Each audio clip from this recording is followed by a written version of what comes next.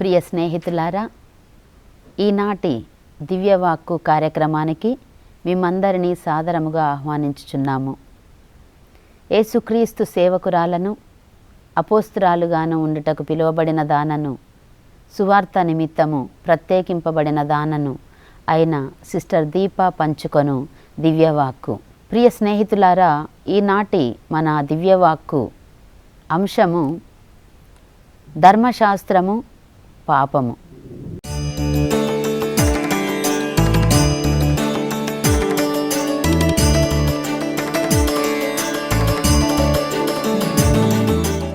యేసు ప్రభువునకు మనకు మధ్యలో ఎంత దూరం ఉంది అని చెప్పాలంటే, మనలో దేవుని ఆత్మ పనిచేస్తుందా లేక ఇహలోక దురాత్మ పనిచేస్తుందా అని మనం గ్రహించగలగాలి.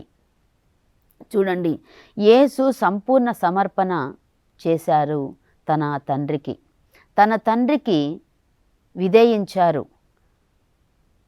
కానీ అవిధేయత, నశించే స్థితి, స్థిర మనస్సు లేని ఒక స్థితి, మనసొప్పి తెలిసి పాపం చేయడం అనే కార్యాలు అవిధేయతకు గుర్తు.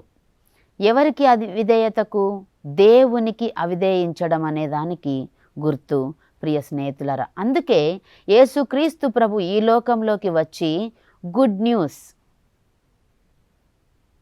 సువార్త, మంచి వార్తను అందిస్తున్నారు ఈ లోకానికి. ఎందుకనగా పాపములో నశించిపోతున్న మనుషులను రక్షించడానికి ఆయన సువార్తను తీసుకొని వచ్చారు. ప్రియ స్నేహితులారా, మంచి వార్త అనంటే ఒక మనిషి ఉన్న దయనీయ స్థితి నుండి ఉన్నతమైన స్థితికి తీసుకొని వచ్చి ఆ మనిషి సంతోషంగా, ఆనందంగా జీవింపజేసే ఒక స్థితి. దేవుడు ఆ స్థితిని మనందరి నుండి కూడా కోరుకుంటున్నాడు. ప్రియ స్నేహితులారా, దేవుడే మన పాపాలను వెలుగులోనికి తీసుకొని వస్తాడు. మన అంతరాత్మ ద్వారా దేవుడు మనలను ఎప్పటికప్పుడు కూడా మన అంతరాత్మకు సంబంధించి మనము పాపం చేస్తున్నామా, మంచిలో ఉన్నామా అని ఎప్పటికప్పుడు తెలియజేస్తూ ఉంటాడు. వెలుగులోనికి మనల్ని తీసుకురావడానికి ప్రయత్నిస్తూ ఉంటారు. కానీ సైతాన్ ఏం చేస్తుందంటే, మనం ఎక్కడ వెలుగు చూస్తామా, పరిశుద్ధమైన ఈ యొక్క దేవుని యొక్క వెలుగును మనము కనుగొన్నట్లయితే సైతానుకు ఇంకా మనలను తప్పు మార్గంలో తీసుకుపోయే అవకాశం ఉండదు. కాబట్టి సైతాను కూడా ప్రయత్నిస్తూ ఉంటుంది, మనము ఆ దివ్యమైన వెలుగును చూడకుండా, దర్శించకుండా. ప్రియ స్నేహితులారా, కాబట్టి మనము చాలా జాగ్రత్త వహించాలి. దేవునికి నాకు ఎంత కూడా దూరం ఉండకూడదు. ఒకవేళ దూరం ఉన్నట్లయితే తప్పకుండా మనము దేవుని వశం కాకుండా సైతాను వశం అయ్యే ప్రమాదం కూడా ఉన్నది. ప్రియ స్నేహితులారా, ఒకరోజు మా నాన్నగారు థామస్ నాయుడు, ఆయనకు ఒక కల వచ్చింది. ఆ కలలో ఆయన రాసిన పుస్తకంలో చెప్తున్నాడు, పెద్ద వెలుగు చూశాడు. ఆ వెలుగులో ఒక తెల్లని బోర్డు కనబడుతుంది. అందులో నల్లని అక్షరాలతో రాసి ఉంది.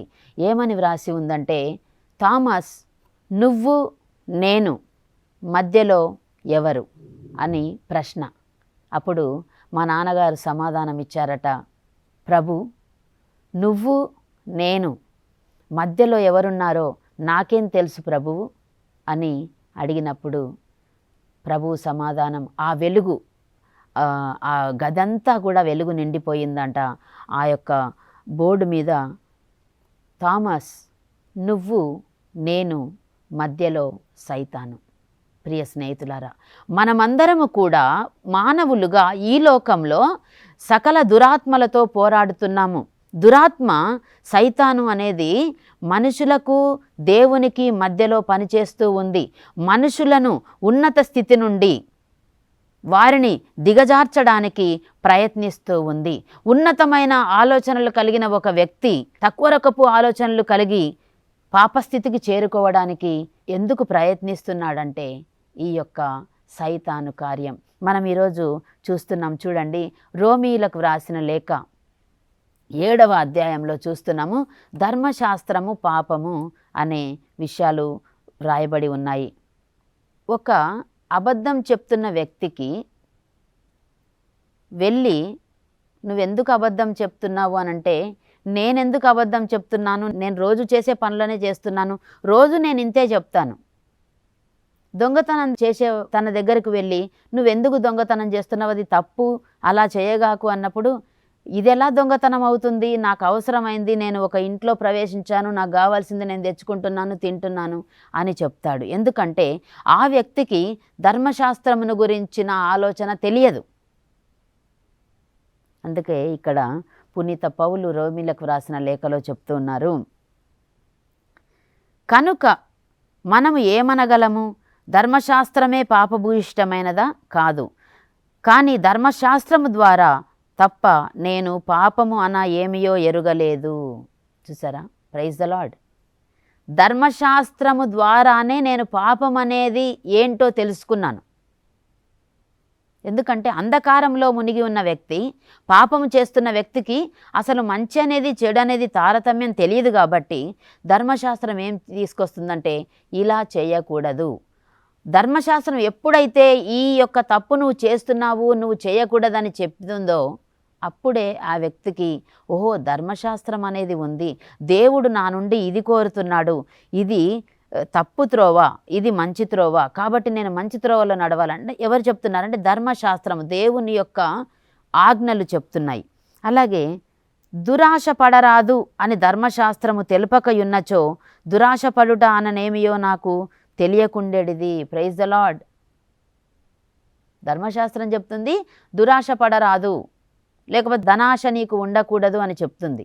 అసలు అది ఏంటేందో తెలియదు నాకు అని ఇక్కడ పునీత పౌలు మనకు తెలియజేస్తున్నారు. ప్రియ స్నేహితుల, ధర్మశాస్త్రము దురాశ పడరాదు అంటుంది. అంటే దురాశ అంటే ఏంది అప్పుడు తెలుసుకుంటున్నాను నేను. ఏమని తెలుసుకుంటున్నా అంటే, ఓహో అనేక వస్తువుల మీద దృష్టి సారించి ఇది కావాలి, అది కావాలి, అది కావాలి అని మనం అనుకోవడమే దురాశ.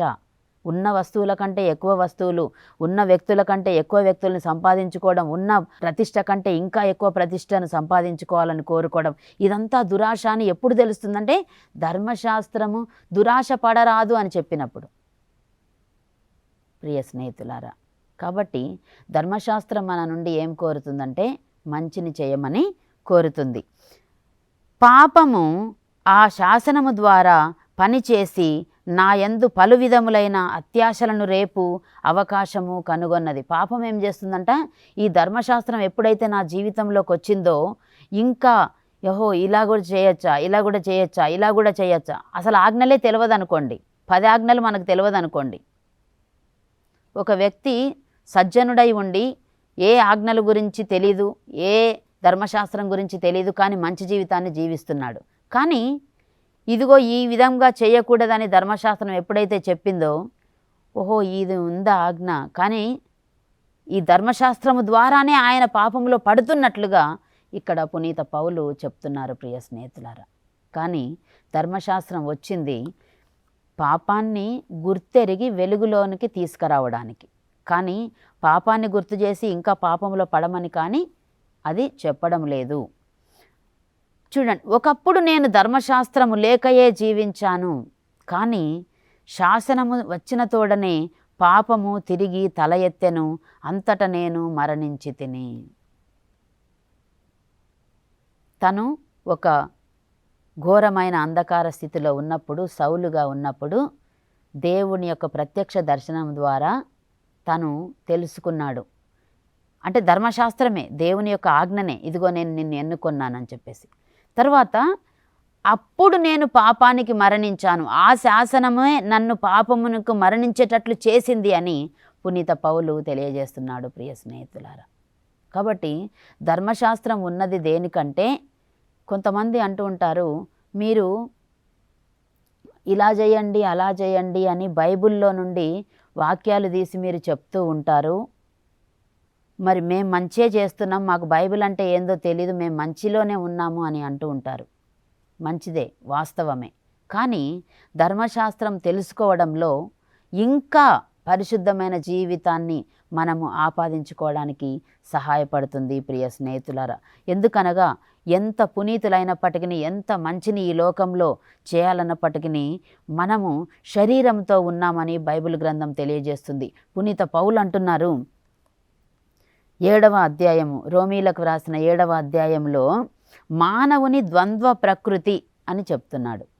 దాంట్లో ఏం చెప్తున్నారంటే, ధర్మశాస్త్రము ఆధ్యాత్మికమైనది, అనగా దేవునికి సంబంధించింది, దేవుని ఆలోచనలకు సంబంధించినది అయితే, కానీ నేను పాపమునకు బానిసగా అమ్మబడిన భౌతిక జీవిని, పాపమునకు అమ్మబడ్డ భౌతిక జీవిని. ఎందుకంటే నేను భౌతిక శరీరంలో ఉన్నాను కాబట్టి పాపము నాలో వసిస్తూ ఉన్నది అని చెప్తున్నాడు పునీత పౌలు గారు. నేను ఒక పాపిని అని గుర్తించేటట్లు ధర్మశాస్త్రం చేస్తుంది ప్రియ స్నేహితులారా. ఉన్నతమైన ఆలోచనలను కలిగి ఉండేటట్లు చేస్తుంది.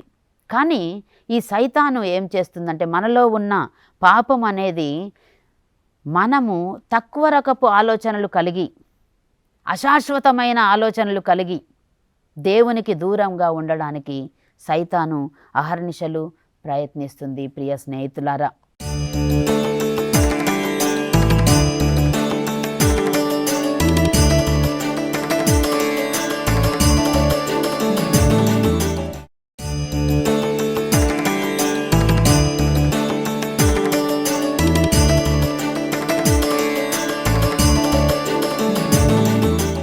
మనము నిజంగా పరిణతి పొందిన వ్యక్తులము అనంటే ఏం చేస్తామనంటే, తెలివిగలమైన వారముగా ఉంటాము, విజ్ఞానము కలవారిగా ఉంటాము.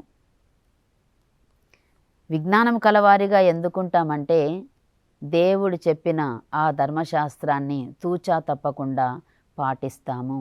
ఇహలోక సంబంధమైన ఏ విషయం మీద కూడా దృష్టి సారించము.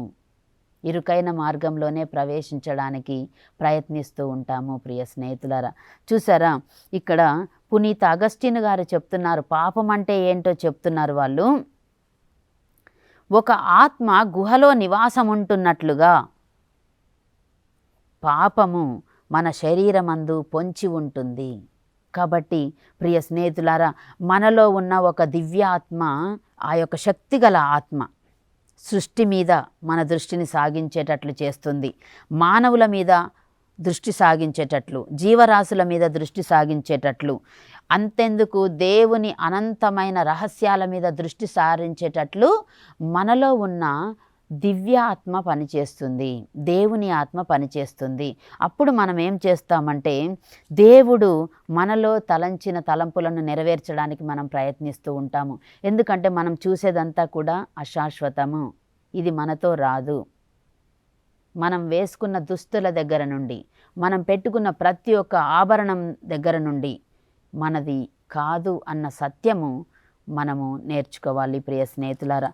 పునీత పౌలు చెప్తున్నారు 19వ వచనంలో, నేను చేయగోరు మేలు చేయక చేయగోరని చెడును చేయుచున్నాను, కనుక నేను చేయగోరన దానిని చేసినచో దానిని చేయున్నది నేను కాదనియే కదా భావము.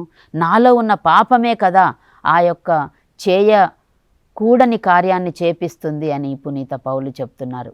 కాబట్టి ఎల్లప్పుడూ కూడా దేవునికి దూరంగా మనల్ని ఉంచడానికి దురాత్మ, దేవునికి దగ్గరగా ఉంచడానికి దివ్యాత్మ, దేవుని యొక్క ఆత్మ పనిచేస్తూ ఉంటాయి మనలో. మనము దేనికి ఎక్కువగా విలువనిస్తున్నాము, వెయిటేజ్ దేనికి ఇస్తున్నాం మనం అనేది మనము పరిశోధన చేసుకోవాలి ప్రియ స్నేహితులారా. చూడండి, ఈ నియమము నా మనసు యొక్క ఆమోదమును పొందిన ధర్మశాస్త్రముతో పోరాడుచున్నది. ఏ నియమము? చేయగోరేదాన్ని అంటే చేయకూడని దాన్ని చేయాలనే ఒక విషయము ధర్మశాస్త్రముతో పోరాడుచున్నది, నాలో ఉండి పోరాడుచున్నది. నాకు మంచి చేయాలనే ఉంది, కానీ సమయం వచ్చేసరికి నేను తప్పు చేయడానికి దాన్ని వెళ్తాను, కానీ అక్కడ అబద్ధం ఆడతాను. దొంగతనం చేయొద్దు ఈరోజు అనుకుంటాను, దొంగతనం చేస్తాను. ఈరోజు ఫలానా వ్యక్తిని ఈ చూపుతో నేను చూడకూడదు, ఇదిగో నేను పరిశుద్ధమైన వడకంలో పాల్గొన్నాను. చాలామంది ప్రియ స్నేహితులారా వడకం చేస్తూ ఉంటారు. దేవుని యొక్క సన్నిధికి వచ్చి ఒక వారం రోజులు దేవుని సన్నిధిలో ఉంటారు, కానీ వాళ్ళ పరిచయాలు బయట ఉన్నాయి. దేవుని దగ్గరికి వచ్చినప్పుడు వాళ్ళు ఏమి అనుకుంటారంటే, ఈ రోజు నుండి ఇప్పటి నుండి నేను ఫలానా వ్యక్తితో పాపం చేసి ఉన్నాను, ఆ పాపాన్ని నుండి నేను తొలగిపోవాలి, ఆ వ్యక్తి నుండి పూర్తిగా నేను విడుదల కావాలి, నేను దేవుని యొక్క బాటలో నడవాలి అని కృతనిశ్చయం కలిగి ఉంటారు. కానీ లోకంలో సైతాను కూడా పనిచేస్తుంది. అక్కడ సైతాను పొంచి ఉంటుంది. నువ్వు మంచిగా దేవుని యొక్క సన్నిధిలో బాగా గడిపావా, దేవుని యొక్క ప్రార్థనలో మంచిగా గడిపావా, ఇంకా సైతానుకు అవకాశం. ప్రియ స్నేహితులారా, ఎప్పుడు కూడా మన శరీరంలో పొంచి ఉన్న ఈ పాపం అనేది దేవునికి దూరంగా ఉండడానికి మనకు తోడ్పడుతుంది, కానీ దేవునికి దగ్గర ఉండడానికి సహాయపడదు. కాబట్టి ప్రియ స్నేహితులారా, మనము ఒక పంద్యానికి లేకపోతే ఒక పరీక్షకు వెళ్ళేటప్పుడు ఏ విధముగా సిద్ధపడతామో ఆ విధముగా ప్రతి దినము ప్రతి క్షణము సిద్ధపడుతూ ఉండాలి. ఈరోజు మాత్రమే నాది అన్నట్లు మనము కృతనిశ్చయం కలిగి ఉండాలి. ప్రియ స్నేహితులారా, దేవుడిచ్చిన ప్రతి ఒక్క అవకాశం, దేవుడిచ్చిన మన యొక్క శరీర అవయవాలను కూడా అవి దేవుడు ఇవ్వకపోతే మనవి కావు. కాబట్టి దేవుడిచ్చిన ప్రతి ఒక్క అవకాశాన్ని, దేవుడిచ్చిన ప్రతి ఒక్క శక్తిని, సామర్థ్యాన్ని పరిశుద్ధంగా పవిత్రంగా ఉపయోగించడానికి, ఆయన నామానికి మహిమకరంగా ఉండడానికి సహాయపడాలి. ప్రియ స్నేహితులారా, అలా తెలిసి మనం చేయనట్లయితే ధర్మశాస్త్రాన్ని మీరిన వారం అవుతాము. ధర్మశాస్త్రము నీకు పరిచయం చేయబడింది, నాకు పరిచయం చేయబడింది. ధర్మశాస్త్రాన్ని అలక్ష్యం చేస్తే పాపము మన జీవితాల్లో లీడ్ తీసుకుంటుంది. పాపమే మన జీవితాలను పరిపాలిస్తుంది. అప్పుడు ఎలాంటి దశలో ఉంటామంటే, ఎంత ప్రయత్నించినా కూడా మనకు మన జీవితాల్లో ప్రయోజనం లేనటువంటి జీవితాన్ని మనం జీవించడానికి సహాయపడుతుంది. మనం చూస్తాము యోహాను సువార్త 9వ అధ్యాయంలో చూడండి, 35వ వచనం నుండి 41వ వచనంలో ఆత్మ సంబంధమైన అంధత్వము అంటే నేను మంచినే చేస్తున్నాను అన్నటువంటి తత్వము. ఇక్కడ ప్రభువు చెప్తున్నారు, ఒక వ్యక్తికి పుట్టుగుడ్డివానికి దేవుడు దృష్టినిచ్చాడు. అందరి దగ్గరకు వెళ్ళి ఆ గుడ్డివాడు చెప్తున్నాడు, ఇదిగో యేసుక్రీస్తు ప్రభు నన్ను రక్షించాడు, ఇదిగో నేను దృష్టిని పొందాను అని చెప్పినప్పుడు ధర్మశాస్త్ర బోధకులు, పరిసయ్యులు, సుంకరులు ఇంకా చాలామంది ఏం చేస్తున్నారంటే, నీకు ఎలా చూపు వచ్చిందని పదే పదే ఆ వ్యక్తిని అడుగుతున్నారు. అప్పుడు ఆ వ్యక్తికి యేసు ప్రభువే స్వస్థపరిచాడన్న విషయం తెలీదు.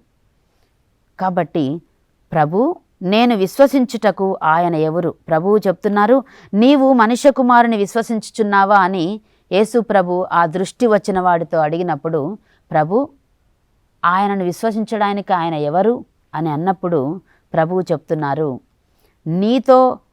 నీవు ఆయనను చూచితివి. ఎందుకంటే ఇప్పుడు దృష్టి వచ్చింది కాబట్టి చూస్తున్నాడు యేసుక్రీస్తు ప్రభువుని. దృష్టి రాకముందు ప్రభు నాకు ఇగో కండ్లు లేవు, నాకు స్వస్థత దయచేయండి అని అడిగాడు.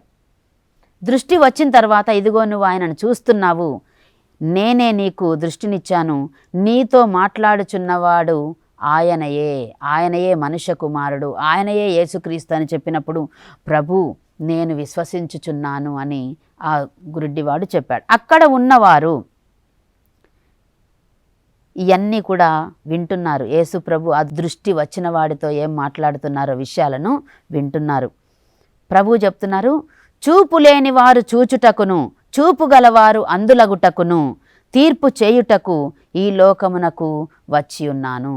అంటే చూపు లేని వారు చూచుటకు. ఇప్పుడు గుడ్డివాడు పూర్తిగా గుడ్డివాడు, కానీ ఇప్పుడు చూస్తున్నాడు.